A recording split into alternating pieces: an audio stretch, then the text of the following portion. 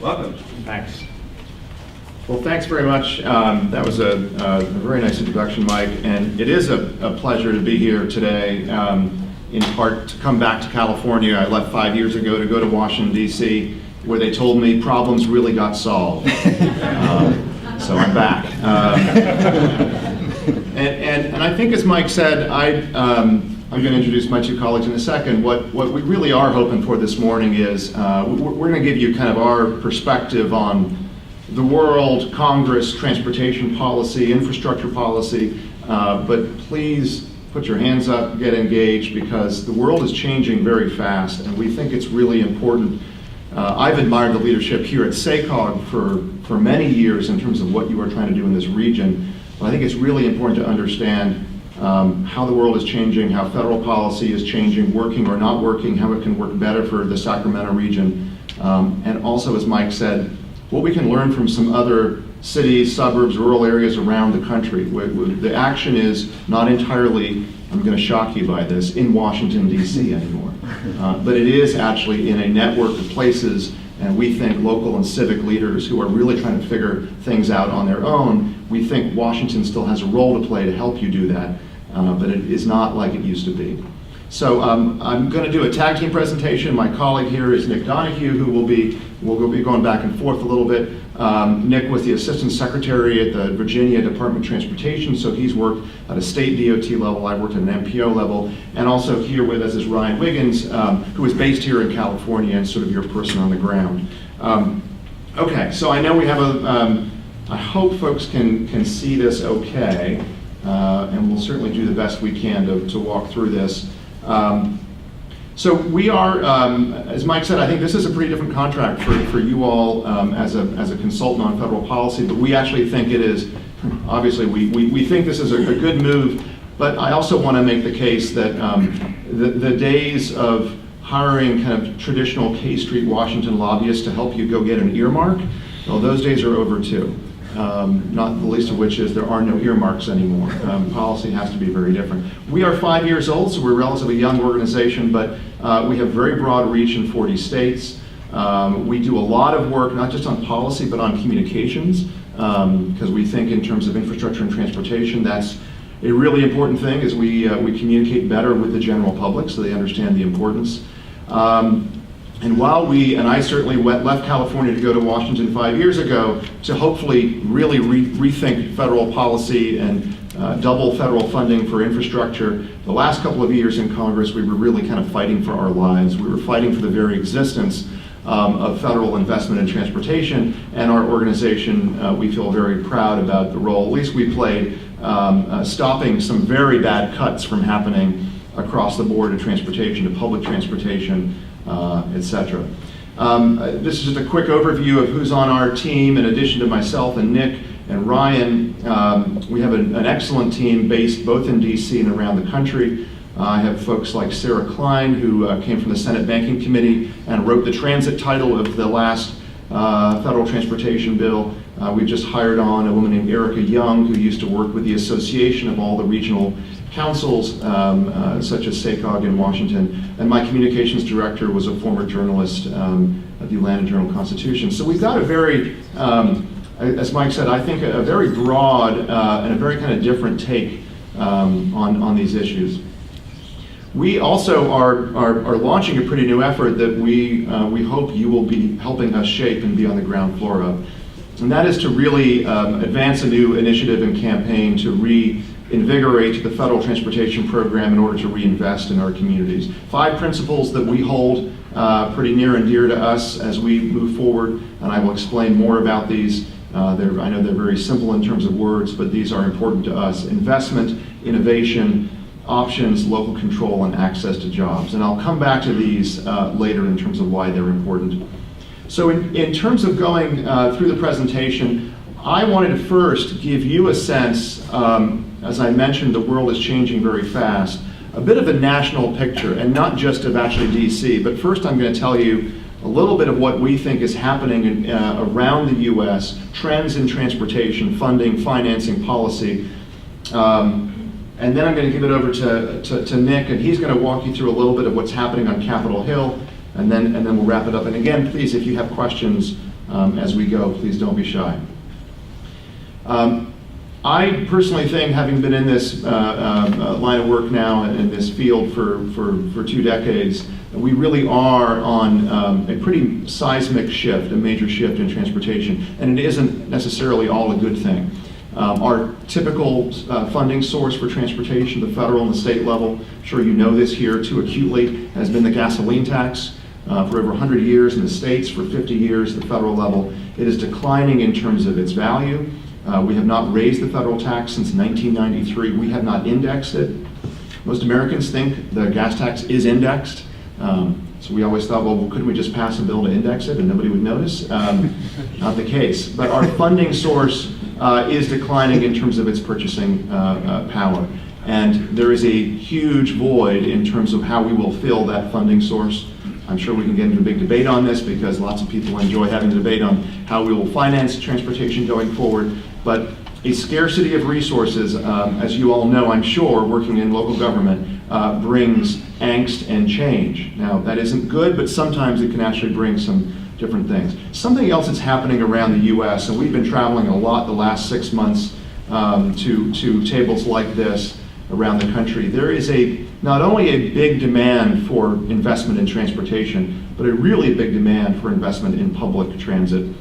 It is by far, we understand, not the only solution in your toolbox, but interestingly, it is not just New York, LA, and Chicago anymore that are talking about public transit. They are trying to, cities like Nashville, Tennessee, and Indianapolis are trying to reinvent what it means to provide good public transit, largely driven by demographics. We talked about funding and financing, and I know all too well in California here, we have self-help in California. We go to the ballot. That's a good thing. I know this county and others have used that financing tool. Many other states are looking at self-help financing and funding, and that's important to understand. It is no longer just California and a few, many states. And we've got new tools for innovative finance, freight we're going to touch on, and then basically the lack of funding and the gap between our visions and the realities of our funding. First, a few things I just want to mention is the change, not just in the transportation industry and funding, but a shift in consumer preferences and desire. And these, I'm sure you're well aware of, we often think of the millennials and the younger generation clearly looking at traveling a different way, communicating a different way, living a different lifestyle. I don't think we quite understand yet how this adds up, but there is an interesting demographic, sort of two ends of the spectrum here between young folks and seniors. And in many ways, they are demanding very similar kinds of things, which is some more transportation options, more flexibility, and places that are more vibrant, more walkable, which I know, again, is something that you all are working on very hard here.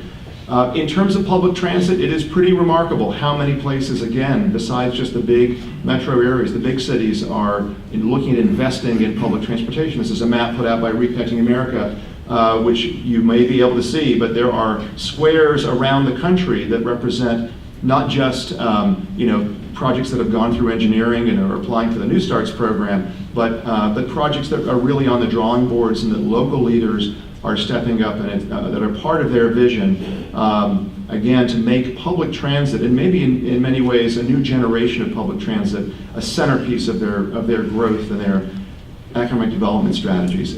Here's a map of Indianapolis. We spent quite a bit of time in Indianapolis recently, a fascinating place, largest city in America with a Republican mayor, Greg Ballard, who fundamentally believes, and is a fabulous spokesperson, that the future of his state rides on the success of his metropolitan region. They produce the highest number of graduate degrees in Indiana, and they have the lowest rates of residents with graduate degrees, so they lose a lot of people every year. And this is a bus rapid transit plan for Indianapolis. Mayor Ballard believes that he needs to build this bus rapid transit program very soon. In transportation years, you understand that's like within 10 years. Very soon for us is within 10 years, will be quick. But he needs to build it soon, and he needs his legislature to basically enable him to go to the voters to have a local option tax. Indiana is one state that doesn't allow that. You have to go to the legislature, and we're helping them in Indianapolis do just this so that his voters can decide for themselves whether they want to build this transit system. Not a fixed guideway or rail, but a bus rapid transit. Denver, Colorado, you may have, closer here, you probably heard about the Fast Tracks, one of the most ambitious plans in the U.S., a $4 billion investment over 100 miles of rail. And I know you've had experience with votes here, going to the voters for transportation measures. Very important as we see this around the country, especially for folks going out first time. You often fail the first time out. Atlanta, Georgia just had a very high profile loss last summer going to the voters with their T-SPLOST package, and there's a big question now about whether they will go back. But we see this, I've seen it in California again. You fail often either the first time or the second time, and you've got to go twice or three times. Denver, by the way, at least this is how they advertise themselves, is the #1 region these days for attracting millennials and younger folks. I haven't traced that stat down yet, so I'm happy to have you all tell me that Sacramento's #1. Salt Lake City, another really very impressive, started actually not unlike your Blueprint project here in the region in Sacramento. They started with a growth vision for their region and their state led by their governor, and then they went to tax the voters several times to build out a pretty ambitious public transit system. Point here that I'm going to continue to reiterate, they could not have done this without federal funding. So when we talk about regions and localities really stepping up and getting, going to the voters and getting funding, it often is with a federal partner in mind. And if you talk to many of these fast-growing communities, the loss of that federal partner, even if it's not even 50% of the project, it would be a devastating loss, something I want to really impart upon folks. I mentioned the ballot measures. On this slide, you can just see the, let's call it the darker states. The clear majority are ones that have gone to the ballot in the first decade of the century and actually succeeded in passing measures. Just this couple of weeks ago, there was another slew of measures, 8 states, 15 ballot measures for transportation, a 73% success rate. I know your challenge here with a 2/3 vote threshold in California, but it is pretty remarkable that around the country we are seeing success at the ballot, and we think that's a lot to do with actually local trust and accountability, people understanding what's on the ballot, what projects are going to get funded, and then a track record of actually following through and delivering on what we promised. Another program that Nick will mention in a second here comes out of the federal government that we actually think is another window into the future of transportation funding and financing. It used to be that if you wanted to get money to build I-5 or any interstate, you got 90 cents in the dollar. Back in the heyday, the beginning of the interstate highway system, the feds came in at 90%. The days of 90% money are slowly disappearing and will soon be over. The TIFIA program is a loan program. It is actually a program to capitalize your projects that you pay back. We think there's some changes in this program that could be very beneficial for California and this region and other similar regions. And there, again, some changes that Nick will get into specifics of. We also think that could make it very favorable to advance transit projects and even do some of the infrastructure and placemaking along transit corridors. More coming. Freight, obviously a big deal in California. I know important for this region, important for the country. This is the Panama Canal, the image of the widening of the canal. We spend a lot of time in Washington thinking about what the widening of the Panama Canal is going to do, West Coast versus East Coast, dredging ports in the East. The one thing I will say is nobody really knows the full impact of the canal. And I think our take on this, again, is that there are a lot of other aspects to freight transportation that need to be addressed in a smart national policy. This is the CREATE program in Chicago. It takes almost as long to get a ton of freight from the West Coast to Chicago as it does to get across the city of Chicago. Freight is getting held up in bottlenecks like that. And we would argue that addressing Chicago's bottlenecks in freight is a national priority. Freight needs are lumpy. They don't fall evenly across everywhere. They are in key places where freight and goods have to move. There's a lot of last mile connections that need to get attended to, which to us suggests the need for a national program, a discretionary program that really has good performance criteria and addresses the real problems where they exist. So I'm going to turn it over now to my colleague Nick Donohue. He's going to walk you through a little bit of the take from Congress, Capitol Hill. We're going to talk about the transportation bill, about the water resources bill that just passed the House and the Senate, and then we'll come back and wrap up. And please don't be shy if you have questions, but we'll, I'm sure, have time for Q&A. So Nick. Thanks, James. And as he said, I'm going to walk through just a few things that are currently happening on Capitol Hill, their importance to this region, some of the work that our organization is currently doing both with Congress, but also with the administration to try and make federal policy work better for regions like Sacramento. Unfortunately, this is the slide that I have to start with everywhere I go when I talk about the federal transportation program. And what you see here on this chart is just the balance of the Federal Highway Trust Fund. And starting next year by October, we're broke. There's not enough money in this program. Each year we take in about $38 billion in funds through the federal gas tax and some other smaller fees, but we spend around $53 billion. That's an inherent math problem. We've had it for a while, but we've been addressing it through general fund transfers that aren't really possible anymore in the current fiscal climate, and also through some one-time fixes that we were able to kind of scoop out from underneath the couch cushions to keep the bill solvent, but we're not gonna be able to do those anymore. The last bill, we actually had to use things like finding a cigarette manufacturer who wasn't paying federal excise taxes. We're taxing him for 10 years to pay for 2 years worth of spending. We also raided a one-time raid of a leaking underground storage tank fund. That was $3 billion that's paying for roads, transit, and bridge repair across this country, but these were one-time improvements. There aren't many more of these left, and I doubt any of them will be able to be used for transportation moving forward. So this is a really big issue, and it's the biggest thing we're facing right now in transportation. And if it's not solved, what it means for this region is the state gets over $3 billion in federal funds each and every year, and those funds will be cut by 80% in FY15, which again starts on October 1st of 2014 if something isn't done. There are also some other challenges I think we're facing at the federal level with regards to transportation is while we've been able to keep the formula funds that go out to states and transit agencies and are very important stable, at least for the next year or so, the competitive grants that I think this region's done pretty well with over the years have already been suffering cuts. So since 2010, Amtrak, which provides the passenger rail service all across this state and other places in the nation, as well as the New Starts Transit Grant Program and the Tiger Program, which you all successfully competed for in the past, have been cut anywhere from 13 to 23%. And if we don't find a way to also address stable funding for those programs, they're going to continue to see cuts, particularly as we see sequestration and other budgetary constraints squeeze the federal general fund. One of the other things that we're really working on and see as a main problem, and James hinted at this in his discussion, is the federal policy still focuses a lot on connecting regions. So it's really worried about how do we get from Portland to Sacramento, but we also think there needs to be a parity in that policy as we look at these issues of how do we get around within the Sacramento region as well as in the Portland region. As James said, it's a shame that we can get freight from LA to Chicago in 2 days, but then we have to spend 2 days getting it across the city of Chicago. We need a federal policy that recognizes our challenges today in transportation are just as much about getting people around within our metropolitan regions as they are about connecting these various metropolitan regions. And so to help advance some of this, next Tuesday, we are rolling out a national campaign where we're going to be talking about the need to raise new federal transportation revenues. One of the key things we're saying is we need to raise $30 billion. That sounds like a lot of money, and it is.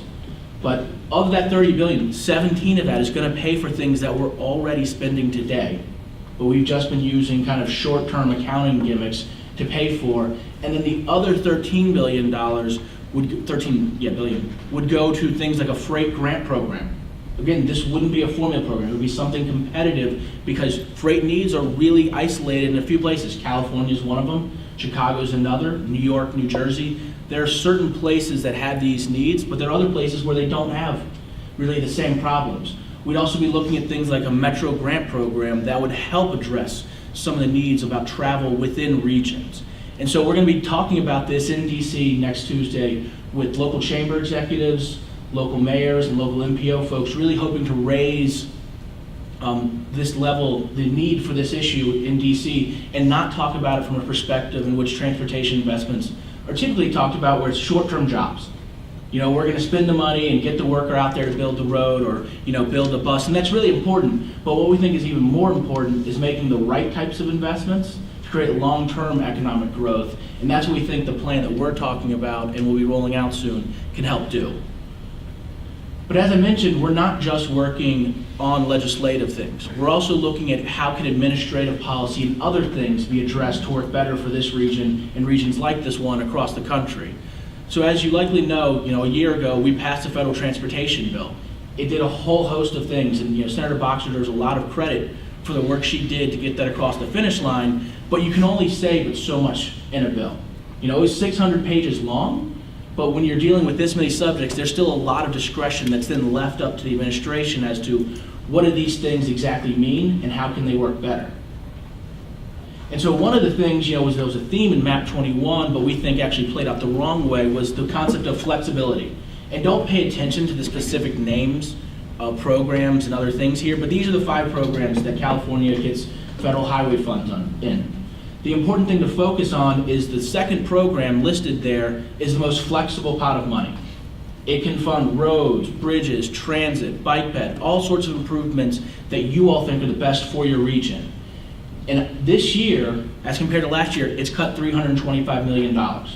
And so what the Congress essentially did is they said, we believe in flexibility, but then they told you you had to spend more money on a certain set of roadways, regardless of whether or not that was actually what the needs were for your region. And so we're working on ways that we can try and solve this through future legislation and administrative changes to undo what we think will be the negative impacts to regions like Sacramento and others across the country.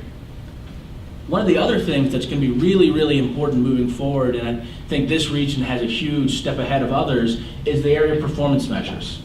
MAP 21 puts these in place and requires the federal government to establish a uniform set of measures that all regions will have to use. So you already have your own set of performance measures, and as do some other regions, but in a few years, you're going to have to also use measures that USDOT has, as will different states and different regions.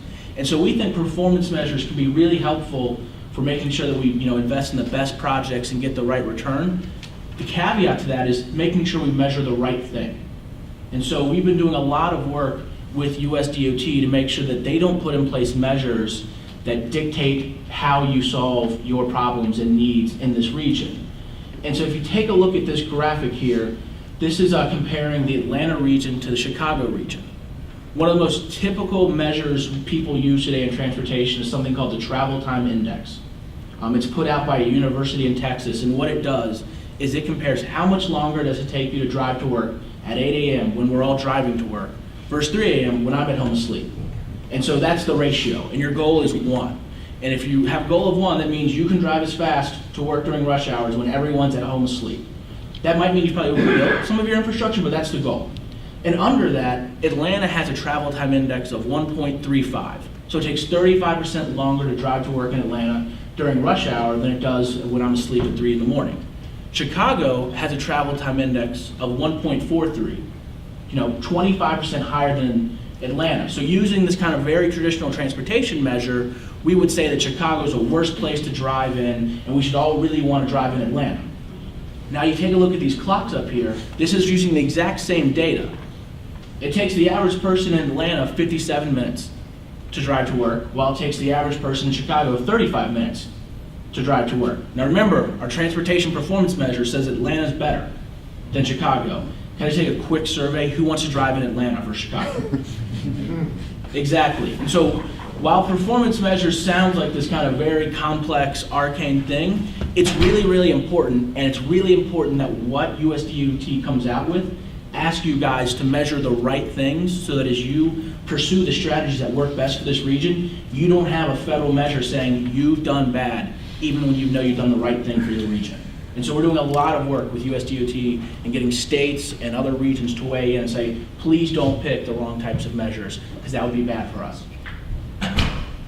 James mentioned the TIFIA loan program, which I think is one of the really bright spot that came out of the federal transportation bill. It's going to give out about $20 billion in loans over the next 2 years, so it's a very significant area of potential new money that you can build in build projects over the next few years. As he said, though, it's a loan program. So this isn't free money. It's something you're gonna have to pay back over time. But they've made some changes to this program that I think can make it work really well for kind of local boulevards, transit, or other types of improvements, particularly compared to like typical municipal bonding. So the TIFIA program, unlike a municipal bond, you can defer repayment of that easily working with USDOT for up to 5 years after completion. So if you think about what that means is you get the cash, you get to build the project, and then you don't pay Uncle Sam interest or principal for a 5-year period after that. So that can give you about an 8-year window, sometimes longer on projects where you wouldn't be making any payments compared to a municipal bond. The other thing that is really beneficial about the TIFIA loan program is it allows you to receive the treasury rate for interest even with lower graded bonds. So today, to get an interest rate of like 3% on municipal bonds, you need to have a high bond rating. And the project you're moving forward with needs to, have a certain grade, and I'm not going to tell you what it is for each of your, localities, but you want to have like a AAA bond rating. You can come in with a project that has a low B bond rating and still get 3% interest rate because the federal government is saying they want to take on some of that risk to encourage more innovation at the local level with transportation projects. And let me tell you about how some of that innovation could work. And I'm going to use an example from Cleveland. Now, they didn't do what I'm going to talk about because it wasn't available then as a tool. But if they were to build that project now, they built a bus rapid transit line along the Euclid Avenue corridor there. From a transportation perspective, it's a great success. It increased ridership, it cut down travel times, everybody was happy. But had they done it today, they could have also used some of the benefits that this BRT line created to help secure a TIFIA loan to pay for a portion of its cost. In effect, taking the long-term economic growth created by a transportation project and using that to pay for some of its upfront cost after the fact, which I think is a really unique tool that hasn't really existed, particularly for transit projects in the past. So this is a picture here of a Euclid Avenue corridor. This is right as they're starting construction of their BRT line. As you can see, there's parking lots lining this intersection here of Euclid and 115th Street. This is several years later after the BRT line started service. That's $44 million in residential apartments that were put in 2 parking lots. Those parking lots had been there for a while, and I could show you tons of pictures up and down the Euclid Avenue corridor that look just like this. They've seen about $4 billion in economic development along this corridor. Had they even used a portion of the new tax revenue they'd seen from that development, they could have easily secured a TIFIA loan to pay for half of this BRT line's project cost. And so this is one of the things we're also working with on USDOT and helping communities across the country understand how they can take advantage of this program to use it to move forward, both with kind of economic growth, but also put in place the transportation product they need to create that economic growth. It kind of solves the chicken and egg problem we too often face with transportation and growth at the same time by using a TIFIA loan. One of the other kind of switching gears here, things that we've been watching in DC and paying a lot of attention to is the water resources bill. And good news, it's passed both chambers by overwhelming majority. The Senate appointed conferees earlier this last week, and the House is actually taking up a motion today to appoint its conferees. So it does look like regular order will kind of take place and the 2 chambers will come together for the first time in a while on a bill and work together and come out with a conference report and hopefully pass the first water resources bill we've seen since about 2007. Kind of a few things that have happened in both of these bills. They both still try and avoid earmarks, which I think has actually slowed down this bill kind of in the past. The way they've done it is they've given some more authority to the Corps of Engineers to kind of move forward the projects that they think are ready to go. The House and the Senate, again, have some different ideas about how to do that. In the Senate, they let the Corps play a much stronger role, whereas in the House, they let the Corps submit projects that they believe are ready, also take projects from the state and local level that people want to see advance, and then Congress would actually pick from the list submitted by the Corps up to a certain cap to fund those moving forward. One of the most important things, though, I think for this region, as I know you have some projects that you're interested in that aren't quite ready to go, is both chambers are interested in working towards getting a more regular schedule for their water resources bill. So not making it something that happens every 7 years, but trying to make it an every 2 to 3 year type of bill, which I think is really important for for not just this region, but other regions across the country, as we have projects get developed and if there's no authorization, they're kind of left in limbo. A few just other kind of highlights before I pass it back to James about what's going on in Congress is we have a few big things that are sucking up all the oxygen in the room. So I think as folks know, we just had a government shutdown at the DC level, mostly because we couldn't come to agreement over what we're going to be future spending. Also, some of the healthcare and other things were wrapped up into that. But as what came out of that as a deal to reopen the government is they actually told each chambers they had to sit down through a budget conference, which they haven't had in 4 years, and agree to overall spending levels for the government, hopefully for this year, but even in an ideal situation for a multiple year period, so that chambers could actually go through the regular process of passing appropriations and spending bills that they haven't been able to do since 2010. They're supposed to do that by December 13th. I hope no one's holding their breath. It's going to be really difficult for that to happen. It's almost impossible that they come out with any grand bargain that would provide certainty for a multiple year period. But we have been talking with some staff on the budget committees in both the House and the Senate, and they do think there's an opportunity to come to agreement at least for this fiscal year and potentially for the next fiscal year. So kind of a mini bargain, if you will, to allow some regular order to restore to Congress with regards to its spending process.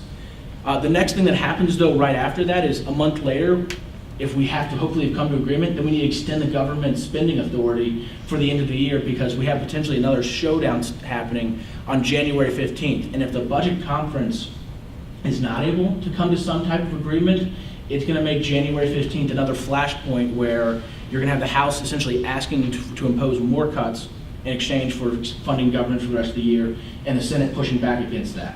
Now remember, when we talk about these cuts, that could be the highway program, that could impact transit, that could impact the New Starts program, that could impact Tiger, and a lot of these other things that are being funded through the general fund today.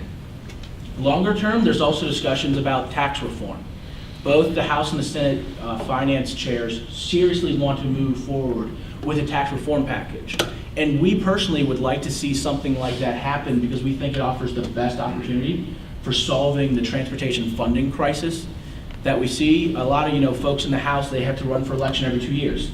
They're not really interested in raising a gas tax right now and having that be their one signature achievement for this last 2 year period. However, if something like that were to happen in a tax reform package, you lower individual income tax rates and also raise the gas tax. Instead of going back and saying, hi, I raised your taxes $30 a year, they can come back and say, hi, I lowered your taxes by $150 a year, and that gas tax increase is kind of embedded within that net reduction in overall tax rates. So that's why we think it's something that we're really working on and hoping can move forward. That being said, it's really difficult right now. Just as most things are in DC, we're likely to see a smaller tax reform package move forward first, kind of as a trial balloon that doesn't address all of these issues, and so we'll be watching that to see how it plays out. But on transportation, right now we're going to have a water conference working on the water resources bill. One of the other things that's pending is the passenger rail authorization. It expired this October, right as the government shutdown happened, so most folks didn't notice. However, having that authorization expire doesn't actually impact Amtrak service. Amtrak ran almost the entire Bush presidency without an authorization, so it doesn't stop the trains, it won't stop the funding from coming each and every year, but it does eliminate our ability to make improvements or other changes that could allow us to improve service on passenger rail across the country. We expect there may be some bills introduced on that next Congress, but we'll have to see. And then the bigger thing that's happening, as I talked about at the very beginning of my remarks, is we're going broke come October 2014. Also at that exact same time, the federal transportation bill for highways and transit expires, and when that bill expires, it does matter. Those receipts and that funding does not come out the door without an authorization, so it's very different than the passenger rail bill. And so we need to find some type of either long-term bill during that time frame, or probably more likely some extensions until we can figure out how to fund the package. Okay, so that's a little bit of the nitty-gritty on the congressional landscape. Just a few more slides, and we'd love to get some discussion going. Mick said another year from now, less than a year, the Federal Transportation Map 21 bill will be up for renewal.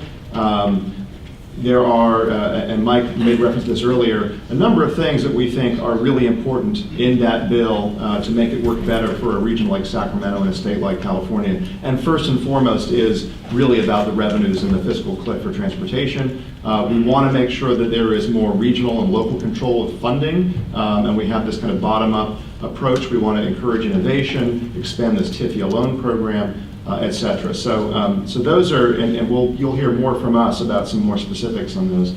I want to make a closing argument, and this is, again, getting back to, I think Mike said earlier, we believe that because this is such a new era and a new day, the old way of doing business nationally at the federal level is not actually going to cut it anymore. And this is a big reason, without any earmarks. It used to be that each city, locality, region could basically go to its member of Congress and say, here's what we need, write it into the bill.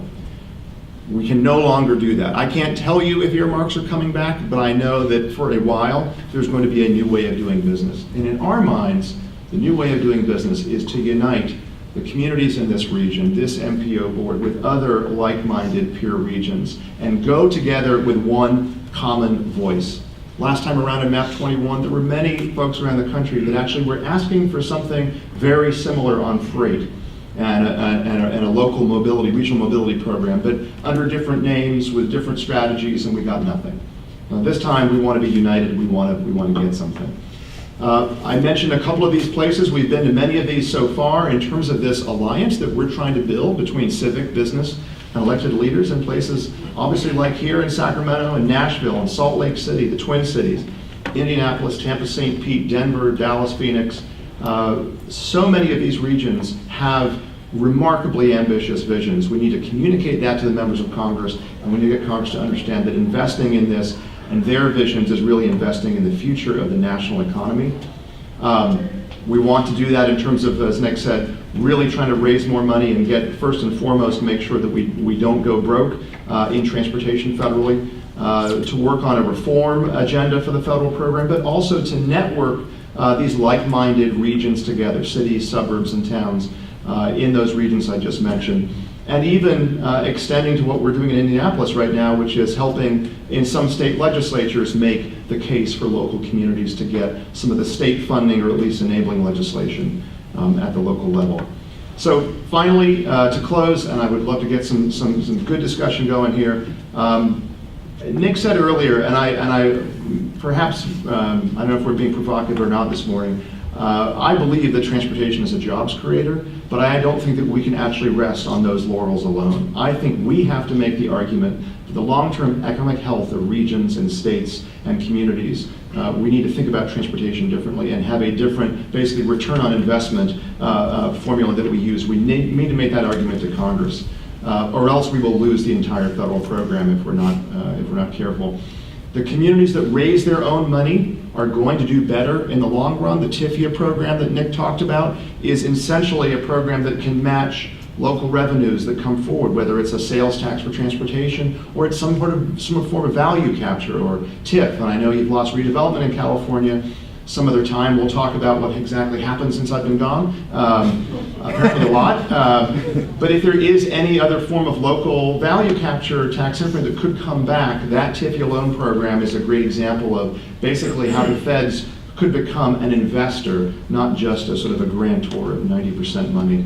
Congress is still important. Our mantra is don't wait for Congress, but don't write them off either. If we write them off, I know the outcome, and it's not going to be good for regions like this. And again, as next Tuesday in Washington, and Mike is coming to join us for this, we will be launching one of our new initiatives to really try to make a local case for more federal investment in ambitious, visionary regions, which we think you are, and you stand to gain from. So that's the presentation. Thanks very much for going through, and I hope we get some good discussion. Thank you, James.